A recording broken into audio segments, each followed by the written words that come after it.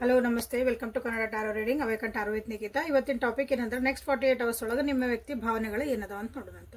Next 48 hours ಟಾರೋ ಮುಂದಿನ 48 ತಾಸೊಳಗೆ ನಿಮ್ಮ ವ್ಯಕ್ತಿ ನಿಮ್ಮ ಬಗ್ಗೆ ಏನು ಯೋಚನೆ ಮಾಡ್ತಿದಾರೆ ಅಂತ ನೋಡೋಣಂತ.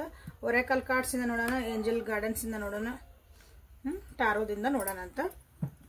ಯಾವ ವ್ಯಕ್ತಿ ಬಗ್ಗೆ ನೀವು ಅವ್ರ ಭಾವನೆಗಳನ್ನ ತಿಳ್ಕೊಬೇಕು ಅನ್ಕೊಂಡಿರಿ ಆ ವ್ಯಕ್ತಿದ 3 ಸಲ ಹೆಸರು ಹೇಳ್ಕೊಂಡು ವಿಜುವಲೈಸೇಷನ್ ಮಾಡ್ಕೊಳ್ರಿ.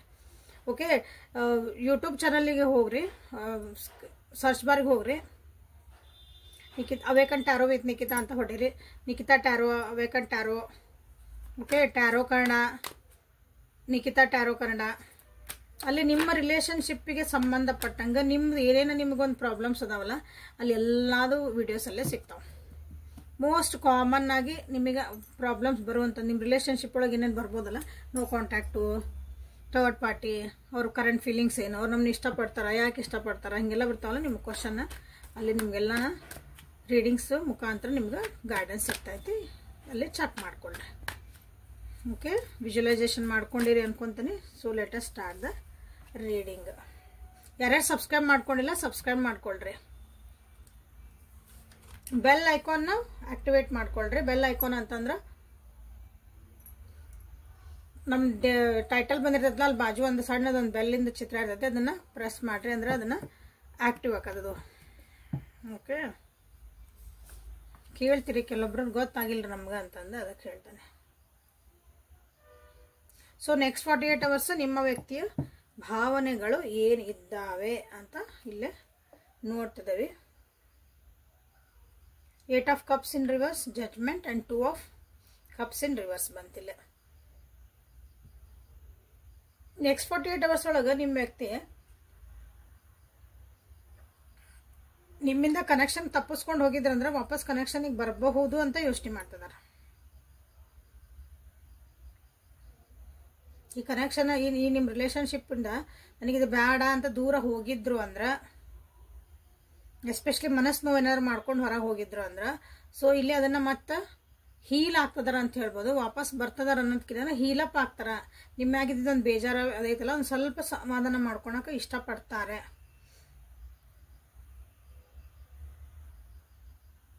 ಇನ್ನೊಂದು ಚಾನ್ಸ್ ಕೇಳ್ಬೋದಾ, ಈ ರಿಲೇಷನ್ಶಿಪ್ಗೆ ಇನ್ನೊಂದು ಚಾನ್ಸ್ ನಾವು ಕೊಟ್ಕೋಬೋದಾ ಅಂತನೂ ಅವರಿಗೆ ಯೋಚನೆ ಮಾಡ್ತಾರೆ ನೆಕ್ಸ್ಟ್ 48 ಅವರ್ಸ್ ಒಳಗೆ.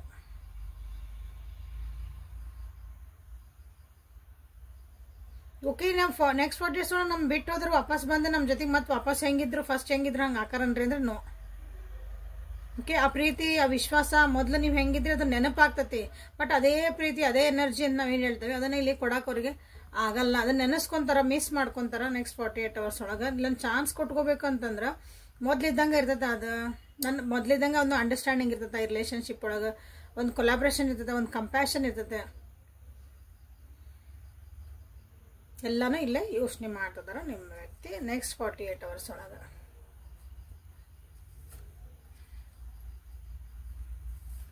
Nine of wands, 9 of pentacles and king of wands ಬಂತು. ಸೊ 9 ನಂಬರ್ ಇಲ್ಲಿ ಬಹಳ ಇಂಪಾರ್ಟೆಂಟ್ ಆಗ್ತೈತೆ.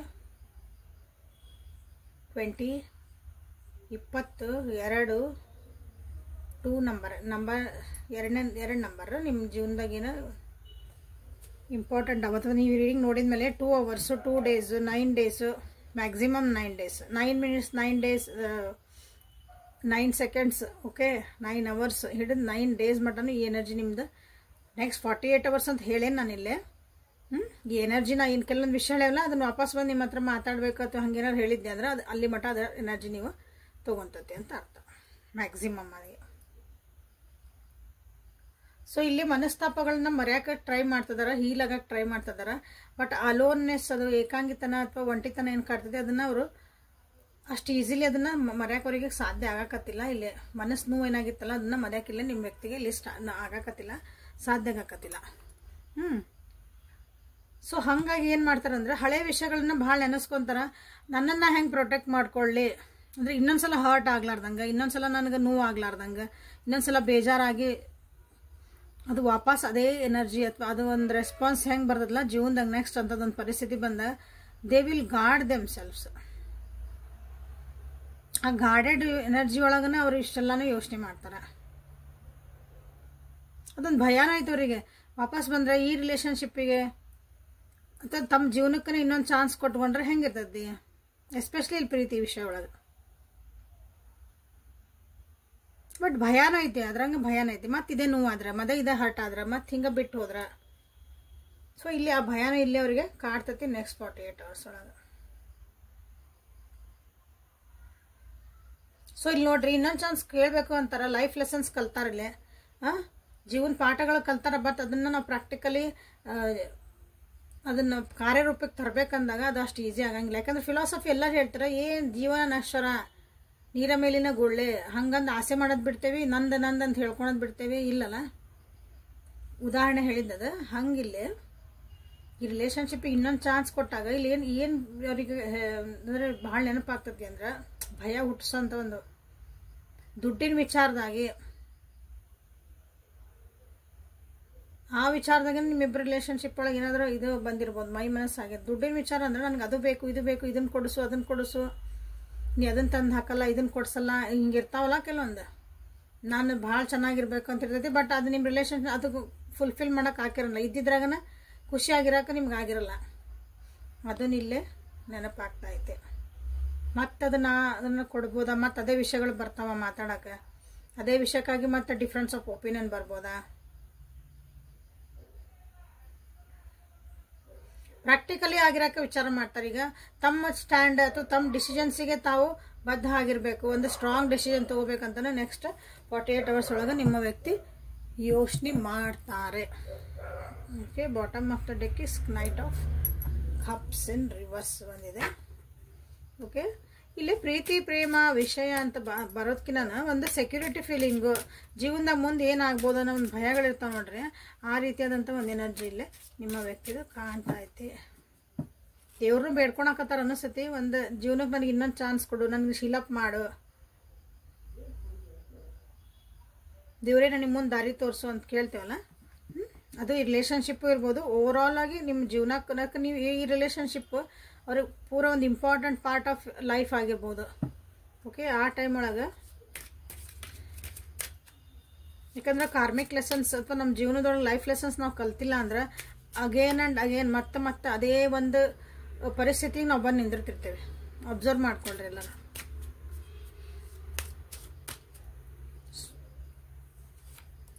ಸೊ ಇಲ್ಲೇ ಎನರ್ಜಿ ವೈಸ್ ಏನಂತ ನೋಡಿದ್ರೆ, ಸಾರಿ ಎಮೋಷನಲ್ ಏನು ನೋಡೋಣ, ವರ್ತ್ ವೇಟಿಂಗ್ ಫಾರ್. ಸೊ ಇಲ್ಲಿ ಕ್ಲೇಮ್ ಮಾಡೋದೇನಿಲ್ಲ, ಜಡ್ಜ್ಮೆಂಟ್ ಅಂತ ಕ್ಲೇಮ್ ಮಾಡ್ಕೋಬಹುದು ಬೇಕಂದರು.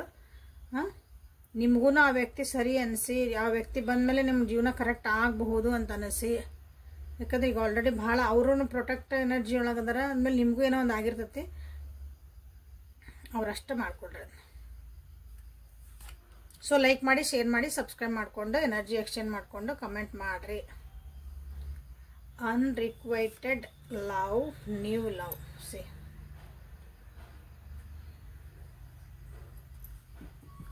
ಇದು ವರ್ತ್ ವೇಟಿಂಗ್ ಫಾರ್ ಅಂದರೆ ಇಲ್ಲಿನ ಕಾಯ್ಬೋದಾ ಇದೊಂದು ರಿಲೇಷನ್ಶಿಪ್ಪಿಗಾಗಿ ಅಂತ ನಿಮಗೂ ಅನ್ನಿಸ್ಬೋದು, ಅವ್ರಿಗೂ ಅನ್ನಿಸ್ಬೋದು. ಇಲ್ಲ, ಇದು ರಿಲೇಷನ್ಶಿಪ್ ವೈಸ್ ಬಂದಿರೋದು, ಅವ್ರು ಒಬ್ಬರಿಗೆ ಅಲ್ಲ, ಇದು ಇಬ್ಬರಿಗೂ ಬಂದಿರೋದು. ನಿಮ್ಮ ಜೀವನದಾಗ ಹೊಸ ಪ್ರೀತಿ ಬಂದಿರ್ಬೋದು. ಈಗ ಮೋಸ್ಟ್ಲಿ ಹೇಳಿದೆ ನಾನು, ಈ ರಿಲೇಷನ್ಶಿಪ್ ಒಳಗೆ ನಿಮ್ಗೆ ಅವಾಗಿದ್ದಷ್ಟೊಂದು ಎದುರಿಗಿರೋ ವ್ಯಕ್ತಿನ ಒಂದು ದಿನ ಇಷ್ಟಪಟ್ಟಿದ್ದೆ ಈ ವ್ಯಕ್ತಿನ ಅಂದ್ರೆ ಒಂದು ರೆಸ್ಪೆಕ್ಟ್ ಇರ್ಬೋದು, ಒಂದು ಕಾಳಜಿ ಇರ್ಬೋದು. ಬಟ್ ಅದೇ ಒಂದು ಪ್ರೀತಿದ ಒಂದು ಭಾವನೆ ಇರ್ತದೆ ನೋಡ್ರಿ, ಅದು ಇಲ್ಲಿ ಈಗ ಕಾಣಕತ್ತಿಲ್ಲ. ಕೆಮಿಸ್ಟ್ರಿ ಅಟ್ರಾಕ್ಷನ್ ಇಲ್ಲಿ ಕಾಣಕತ್ತಿಲ್ಲ. ಈ ರಿಲೇಷನ್ಶಿಪ್ನ ಮತ್ತೆ ಫಸ್ಟ್ ಹೆಂಗಿತ್ತು ಹಂಗೆ ಮಾಡ್ಕೊಂಡು ಹೋಗಕ್ಕೆ ಇಲ್ಲಿ ಅಷ್ಟೊಂದು ಅಟ್ರಾಕ್ಷನ್ನು ಇಲ್ಲ, ಇಲ್ಲಿ ಆ ಕೆಮಿಸ್ಟ್ರಿನೂ ಇಲ್ಲ, ಅಂಡರ್ಸ್ಟ್ಯಾಂಡಿಂಗ್ನೂ ಇಲ್ಲ.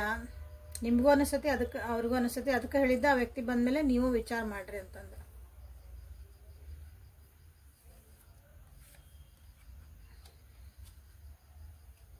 ಕಾರ್ಮಿಕ್ ಲೆಸನ್ಸ್ ಲೈಫ್ ಲೆಸನ್ಸನ್ನು ಕಲೀರಿ.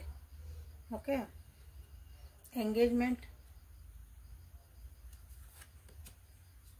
ಟ್ರಸ್ಟ್,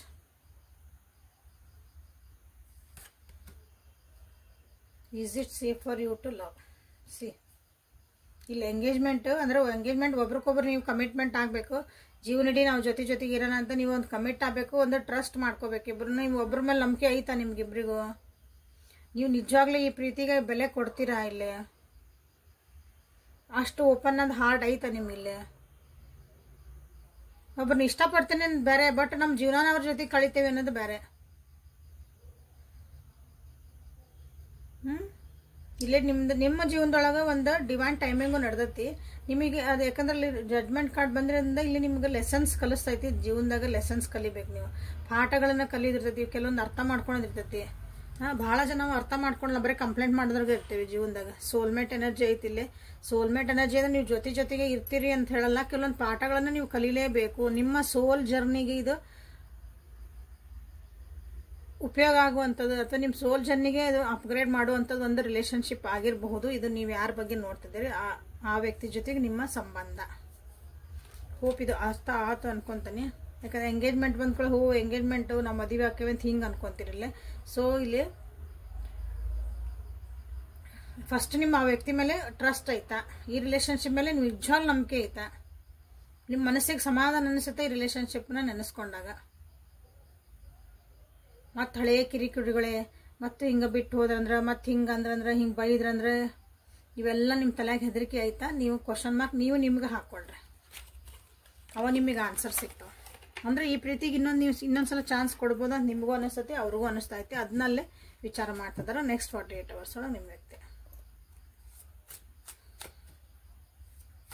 ವರ್ತ್ ವೇಟಿಂಗ್ ಫಾರ್ ಅಂತ ನೀವು ಕ್ಲೇಮ್ ಯಾರು ಮಾಡ್ರಿ ಅಂದ್ರೆ, ನಿಮ್ಗೆ ಯಾರು ನಿಜವಾಗ್ಲೂ ಇದೆ ನಾನು ಈ ವ್ಯಕ್ತಿ ಬಂದ್ರು ಅಂದ್ರೆ ಈ ವ್ಯಕ್ತಿ ಜೊತೆಗೆ ನಮ್ಮ ಮತ್ತೆ ಮುಂದೆ ಹೋಗಬಹುದು, ಅವರಷ್ಟೇ ಇಲ್ಲಿ ಎಂಗೇಜ್ಮೆಂಟು ವರ್ತ್ ವೇಟಿಂಗ್ ಫಾರ್ ಮಾಡ್ರಿ. ಇನ್ನೊಂದು ಚಾನ್ಸ್ ನಮಗೆ ಬೇಕು ಅಂದ್ರೆ ಡಿವೈನ್ ಟೈಮಿಂಗ್ ಅಂತ ಮಾಡ್ರಿ. ಡಿವೈನ್ ಟೈಮಿಂಗ್ ಅಂತಂದು ನೀವು ಕ್ಲೇಮ್ ಮಾಡ್ಕೊಳ್ರಿ.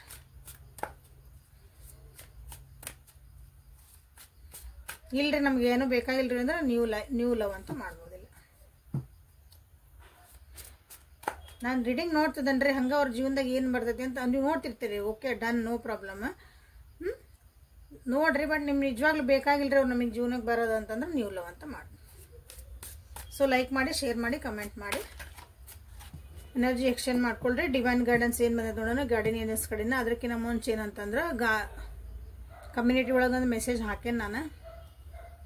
ಯಂತ್ರಾಸ್ ಯಾರಿಗೆ ಬೇಕು, ನಿಮ್ಮ ಡಿಸೈರ್ಡ್ ಯಂತ್ರ. ಈಗ ನೋಡ್ರಿ, ರಿಲೇಶನ್ಶಿಪ್ ಸರಿ ಇಲ್ಲ ಅಂದಾಗ ಈ ರಿಲೇಶನ್ಶಿಪ್ ಬೇಕೇ ಬೇಕು. ಈ ವ್ಯಕ್ತಿಗಳು ನಾವು ಚೆನ್ನಾಗಿರ್ಬೇಕು, ಬಟ್ ಅದು ಒಂದು ಟೈಮ್ ಇತ್ತು ನಮ್ದೇನೋ ಕೆಟ್ಟ ಗಳಿಗೆ ಬಂದು ಹೋತು, ಸರಿಯಾಗಿರ್ಬೇಕು, ಅವಾಗ ಯಂತ್ರ ಹೆಲ್ಪ್ ಮಾಡ್ತಾನೆ ನಿಮಗೆ. ಸೊ ಅಂತಾರೆ ಯಾರದಿರಿ ಹಂಗೆ ಮನಿ ರಿಲೇಟೆಡ್ ದುಡ್ಡಿನ ಕಾಸಿನ ವಿಚಾರದೊಳಗೆ ನಿಮ್ಗೆ ಯಾರಿಗಾದ್ರೂ ಏನಾರು ಪ್ರಾಬ್ಲಮ್ಸ್ ಇದ್ವಂದ್ರೆ ಅದನ್ನ ನಿಮ್ಗಿಲ್ಲೇ ಯಂತ್ರ ಮುಖಾಂತರ ಆ ಎನರ್ಜಿ ನೀವು ಕಲೆಕ್ಟ್ ಮಾಡ್ಕೋಬಹುದು. ಅಂದ್ರೆ ಹಾರ್ಡ್ ವರ್ಕ್ ಕಷ್ಟ ಪಡ್ಬೇಕು, ಹಂಗೆ ಕುಂತಲೇ ಯಂತ್ರ ತೊಗೊಂಡ್ಕೊಳ್ಳಿ ಎಲ್ಲ ಬರ್ತೈತಲ್ಲ. ಓಕೆ, ಅದಕ್ಕೆ ಎನರ್ಜಿ ನಿಮ್ಗೆ ಕನೆಕ್ಟ್ ಆಗಕ್ಕೆ ಅಪಾರ್ಚುನಿಟೀಸ್ ಸಿಗಕ್ಕೆ ಸ್ಟಾರ್ಟ್ ಆಗ್ತದೆ. ಆ ರೀತಿ ನಿಮ್ಮ ಲವ್ ಲೈಫ್ ಅಂತಂದ್ರೆ ನೀವೊಂದು ಅಫೇರ್ ಒಳಗೆ ಇರ್ತೀರಿ, ಇನ್ನು ಪ್ರೀತಿ ಮಾಡೋ ಲೆವೆಲ್ನಾಗ ಇರ್ತೀರಿ. ಅವ್ರು ಒಂದು ಹಾರ್ಮೋನಿಯಸ್ ಆಗಿರಬೇಕು, ಅದು ಯಾರಾಗಿರಲಿ ಅವರಿಗೆ ಆಗಿ. ರಿಲೇಶನ್ಶಿಪ್ ಅಂತ ಬರ್ದೇನೆ ಅದ್ರೊಳಗೆ. ರಿಲೇಶನ್ಶಿಪ್ ಅಂತಂದ್ರೆ ನಿಮ್ಮ ಮನಿ ಒಳಗೆ ನಿಮ್ಮ ಫ್ರೆಂಡ್ ಸರ್ಕಲ್ ನಿಮ್ದೊಂದು ಆಲ್ರೆಡಿ ಒಂದು ಕುಟುಂಬ ಅಂತ ಆಗ್ಬಿಟ್ಟಿರ್ತೈತೆ. ಅಲ್ಲಿ ಒಂದು ಸೌಹಾರ್ದತೆ ಕಾಪಾಡ್ಕೋಬೇಕು, ಒಂದು ಪ್ರೀತಿ ವಿಶ್ವಾಸ ನೆಮ್ಮದಿ ಕಾಪಾಡ್ಕೋಬೇಕು, ಅದೇ ರಿಲೇಶನ್ಶಿಪ್. ಎಜುಕೇಶನ್ ಹಾಕೇನಿ, ಮಕ್ಕಳದ್ದು ಓದೋದಿರ್ಬೋದು, ನೀವು ಎಕ್ಸಾಮ್ ಕಟ್ತಿರ್ತೀರಿ ಅದೇ ಇರ್ಬೋದು, ಅದಕ್ಕೆಲ್ಲ ನೀವು ಅದನ್ನು ಯಂತ್ರಾಸ ಉಪಯೋಗಿಸ್ಕೋಬೋದು. ಸೊ ಈಗ ದೀಪಾವಳಿಯಿಂದ 3 ದಿವಸ ದನ್ನ ತೆಗೆದ್ರು ಶಿವ್ ಸ್ಟಾರ್ಟ್ ಆಕೈತಲ್ಲ, ಅಲ್ಲಿಂದ ಆ ಕಡೆ ಅಮಾಸಿ ಮಠನ ಪಾಡ್ಯ ಮಠ ನಿಮ್ಗೆ ಒಳ್ಳೆ ದಿನಗಳು. ಈ ಒಂದು ವರ್ಷಕ್ಕೊಂದ್ಸಲ ಬರೋ ದಿನಗಳು. ಇದನ್ನ ಎನರ್ಜಿ ನೀವು ಈಗ ಕ್ಯಾಚ್ ಮಾಡಿದ್ರಿ ಅಂದ್ರೆ ಒಂದು ವರ್ಷ ನಿಮ್ದು ಚೆನ್ನಾಗಿ ಹೋಗ್ತದೆ. ಸೊ ಬೇಗ ಬುಕ್ ಮಾಡ್ಕೊಳ್ರಿ, ಮಾಡ್ಕೊತದ್ದೀರಿ. ಇನ್ನೂ ಯಾರು ಮಾಡ್ಕೊಂಡಿಲ್ಲ ಅವರು ಮಾಡ್ಕೊಳ್ರಿ. ಯಾಕಂದ್ರೆ ನಾನಿಲ್ಲಿ ನಿಮಗೆ ಅದನ್ನ ರೆಡಿ ಮಾಡಿ ನಿಮಗೆ ಕಳಿಸೋಬೇಕಂದ್ರೆ ಟೈಮ್ ಆಕತ್ತಲ್ಲ, ಅದಕ್ಕೆ ಕ್ಯಾಲ್ಕುಲೇಷನ್ ಇರ್ತಾವೆ. ಓಕೆಲ್ಲ, ನಿಮಗಾಗಿ ಪರ್ಸ್ನಲ್ ಆಗಿ ಮಾಡೋದು ಅವೆಲ್ಲ. ಜನರಲ್ ಹಂಗೆ ಏನೋ ಸಿಕ್ತು ಗೂಗಲ್ನಾಗ ಹುಡುಕಿದೆ ಅಲ್ಲದ. ಓಕೆ, ಸೊ ಗಾರ್ಡಿಯನ್ ಏಂಜಲ್ಸ್ ಕಡೆಯಿಂದ ನಿಮ್ಗೆ ಏನು ಮೆಸೇಜಸ್ ಅಥವಾ ಒಂದು ಗೈಡೆನ್ಸ್. ಅಬಂಡೆನ್ಸ್ ಮೈಂಡ್ಸೆಟ್ ಇಟ್ಕೊಳ್ರಿ. 30 ನಂಬರ್ 3 ನಂಬರ್. ಅಬಂಡೆನ್ಸ್ ಮೈಂಡ್ಸೆಟ್ ಅಂದರೆ ಯಾವಾಗಲೂ ನನ್ನ ಜೀವನದಾಗ ನೆಮ್ಮದಿಯಿಂದ ಅದೇನೆ, ಆರೋಗ್ಯವಾಗದೇನೆ, ಖುಷಿಯಿಂದ ಅದೇನೆ, ನೆಮ್ಮದಿಯಿಂದ. ಆಮೇಲೆ ಎಲ್ಲ ಸೌಭಾಗ್ಯ ಐತಿ ನಮ್ಮ ಜೀವನದಾಗ. ಅಂದ್ರೆ ಎಲ್ಲ ಒಂದು ಪ್ರಾಸ್ಪರಿಟಿ ಐತಿ, ಸಮೃದ್ಧಿ ಐತಿ, ಸುಖ ಶಾಂತಿ ಸಮೃದ್ಧಿ ಐತಿ ನಮ್ಮ ಜೀವನ. ಆ ಮೈಂಡ್ಸೆಟ್ ಇಟ್ಕೊಳ್ರಿ ಅಂತ ನಿಮ್ಗೆಲ್ಲ ಹೇಳ್ತಿದ್ದಾರೆ. ಅಂದ್ರೆ ಗ್ರ್ಯಾಟಿಟ್ಯೂಡ್ ಇರಲಿ ಅಂತ ಇಲ್ಲಿ ಹೇಳ್ತಿರೋದು. ಸೊ ಅಗೇನ್ ಅಬಂಡೆನ್ಸ್ ಬಂತಿಲ್ಲ. ಇಲ್ಲಿ ಅಬಂಡೆನ್ಸ್ ಮೈಂಡ್ಸೆಟ್ ಮಾಡಿದ್ರೆ ನಿಮ್ಗೇನು ಬಂತು, ಆ ಮೈಂಡ್ಸೆಟ್ಟಿಗೆ ನೀವು ಹೋದ್ರಿ ಅಂದ್ರೆ ನಿಮ್ಮ ಕಡೆ ಎಲ್ಲ ಇರ್ತದ ಇವತ್ತು. ಅಂದ್ರೂ ಬರೀ ಇಲ್ಲದ ವಿಚಾರ ಮಾಡ್ತೀರ. ಅವಾಗ ನನಗೆ ಇದು ಇಲ್ರಿ, ನಮ್ಮ ಮನ್ಯಾಗ ಅದು ಇಲ್ರಿ, ನನ್ನ ಕಡೆ ಇದಿಲ್ರಿ, ನಮ್ಮ ಮನ್ಯಾಗ ಅದನ್ನ ತಂದಿಲ್ರಿ, ಪಕ್ಕದ ಮನ್ಯಾಗ ಅವೆಲ್ಲ ಅದಾವ್ರಿ. ದಿಸ್ ಈಸ್ ಅಬಂಡೆನ್ಸ್ ಮೈಂಡ್ಸೆಟ್ ಆಗಲ್ಲ. ಇನ್ನೊಬ್ಬರು ನೋಡಿ ನೀವು ಯಾವಾಗ ಜೀವನ ಮಾಡಕತ್ತೀರಿ ನಿಮ್ಮ ಕಡೆ ಇದ್ದಿದ್ದೆಲ್ಲ ನೀವು ಮರೆತ್ರಿ. ದೇವ್ರು ಏನು ಮಾಡ್ತಾನೆ, ಕೊಟ್ಟ ನಿನಗೆ ಇಷ್ಟಲ್ಲ ಅಂದ್ರೆ ನೀವು ಒಂದು ಥ್ಯಾಂಕ್ಸ್ ಹೇಳ್ವಲ್ರಿ. ಓಕೆ ಅಂತ ಹಿಂಗೆ ಇದು ಈ ಮೈಂಡ್ಸೆಟ್ಟಿಗೆ ಬಂದಾಗ ನಿಮ್ಗೆ ಏನು ಬರ್ತೈತಿ, ಒಂದು ಪ್ರಾಸ್ಪರಿಟಿ ಎಲ್ಲ ಫ್ಲೋ ಆಗಕ್ಕೆ ಸ್ಟಾರ್ಟ್ ಆಗತ್ತೆ. ಅಬಂಡನ್ಸ್ ಇದು ನಿಮ್ಮ ಪ್ರೀತಿ, ನಿಮ್ಮ ಜೀವನದಾಗ ನನಗೊಂದು ಪ್ರೀತಿ ಬೇಕ್ರಿ ಅಂತ ಕೇಳ್ತೀರಿ, ಅದು ಒಂದು ವಿಶ್ವಾಸ ಬೇಕ್ರಿ, ಅದನ್ನು ಎಲ್ಲ ಅಬಂಡನ್ಸ್ ಒಳಗೆ ಬಂತು. So 30 number, 3 number and 1 number ಇಲ್ಲಿ ಇಂಪಾರ್ಟೆಂಟ್ ಐತಿ ನಿಮ್ಮ ರಿಲೇಷನ್ಶಿಪ್. ಮೋಟಿವೇಶನ್ ಏನು ಬ್ಯೂಟಿಫುಲ್ ಕಾರ್ಡ್ಸ್ ಇರುತ್ತೆ. ಯಾಕಂದರೆ ಒಂದು ಅಬಂಡನ್ಸ್ ಮೈಂಡ್ಸೆಟ್ ಮಾಡ್ಕೊಂಡ್ಮೇಲೆ ನಿಮ್ಮ ಜೀವನದಾಗ ಒಂದು ಶಾಂತಿ, ಸುಖ, ಸಮೃದ್ಧಿ ಬರೋಕ್ಕೆ ಸ್ಟಾರ್ಟ್ ಆಗುತ್ತೆ. ಮೋಟಿವೇಶನ್ ಮಾಡ್ಕೊಳ್ರಿ ನಿಮ್ಮನ್ನು ನೀವು ಯಾವಾಗಲೂ. ಗೋಲ್ ಇಟ್ಕೊಳ್ರಿ, ಜೀವನದಾಗ ಒಂದು ಗುರಿ ಇಟ್ಕೊಳ್ರಿ, ಸಣ್ಣದಿರಲಿ ದೊಡ್ಡದಿರಲಿ, ಅದು ಒಂದು ಗುರಿ ಇರಲಿ. ನಾನು ಇನ್ಮೇಲೆ ತಿಂಗ್ಳಕ್ಕೆ ಒಂದು 20,000 ರೂಪಾಯಿ ನಿಮ್ದು ಕಮ್ಮಿ ನೀವು ಎಷ್ಟು ದುಡಿತಿರಲ್ಲ ಅದಕ್ಕಿಂತ ಒಂದು ಇನ್ನೊಂದು 10,000 ರೂಪಾಯಿ 5,000 ರೂಪಾಯಿ ಜಾಸ್ತಿ ಗೋಲ್ ಇಟ್ಕೊಳ್ರಿ ದುಡ್ದಿದ್ಮ. ಈ ಸಲ ನಮ್ಮ ಈ 10 ಸಲ ಜಗಳ ಮಾಡೇವಿ ನಾವು ಈ ತಿಂಗಳದಾಗ, ಇಲ್ಲ ನಾವು ಈ ಸಲ ಜಗಳ ಮಾಡಬಾರ್ದು, ಇದು ನಮ್ಮ ಗೋಲ್. ಇಲ್ಲ ಕಮ್ಮಿ ಮಾಡಬೇಕು, ಒಂದೇ ಸಲ 0 ಅಂತ ಆರಾಗಲ್ಲ.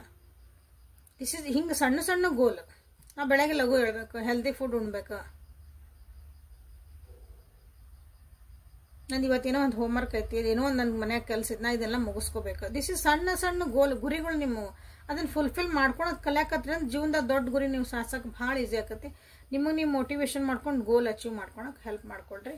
So 45 number and 9 number is important here. This is last.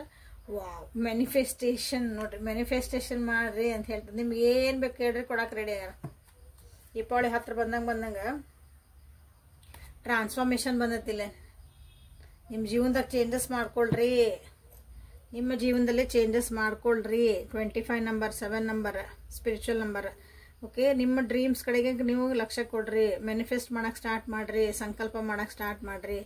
Easily ನಿಮ್ಗೆ ಜೀವನದಾಗ ಎಲ್ಲನೂ ಅವಕಾಶಗಳು ಸ್ಟಾರ್ಟ್ ಆಗ್ತಾವೆ, ನಿಮ್ಗೆ ಅಪರ್ಚುನಿಟಿ ದಾರಿಗಳು ಕಾಣಕ್ಕೆ ಸ್ಟಾರ್ಟ್ ಆಗ್ತಾವೆ.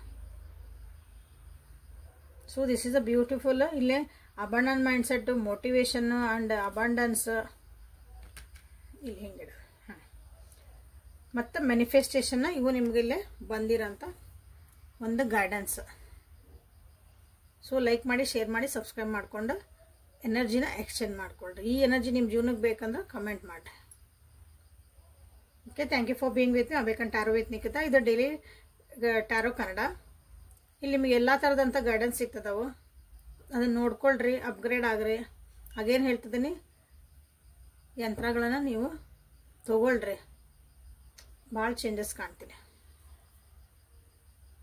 ಓಕೆ, ಸೊ ನಾಳೆ ಮತ್ತೆ ಹೊಸ ರೀಡಿಂಗ್ ಜೊತೆಗೆ ನಿಮ್ಮನ್ನು ಭೇಟಿ ಹಾಕನೆ. ಅಲ್ಲಿವರೆಗೂ take care of yourself and be happy always. Thank you.